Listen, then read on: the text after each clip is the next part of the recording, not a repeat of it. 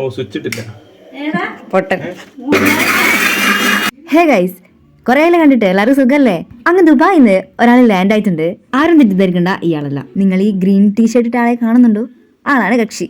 ഇതാണ് നമ്മുടെ കുടുംബത്തിലെ മൂത്ത ചേട്ടൻ. തന്റെ കയ്യെത്തിയാലേ ഫുഡിനുള്ള അതിന്റേതായ ടേസ്റ്റ് ഉണ്ടാവുന്നതാണ് പുള്ളിക്കാരൻ പറയുന്നത്. മന്തിക്ക് വേണ്ടിയുള്ള മയോണൈസ് ഉണ്ടാക്കുന്ന തിരക്കിലാണ് ചേട്ടൻ. നാട്ടിലെത്തിയ ഉടനെ കിച്ചണിലേക്ക് കയറാൻ കാണിച്ച ചേട്ടന്റെ മനസ്സ് ആരും കാണാതെ പോകരുത്. അവരവിടെ നിന്ന് എന്താണെന്ന് വെച്ചാൽ ചേട്ടൻ നമുക്ക് മൂത്തച്ഛന്റെ കൃഷിയും മൂത്തയുടെ ചെടികളും കണ്ടിട്ട് വരാം. രാത്രി ആയതുകൊണ്ട് തന്നെ ഇത്രയ്ക്ക് കാണാൻ പറ്റും.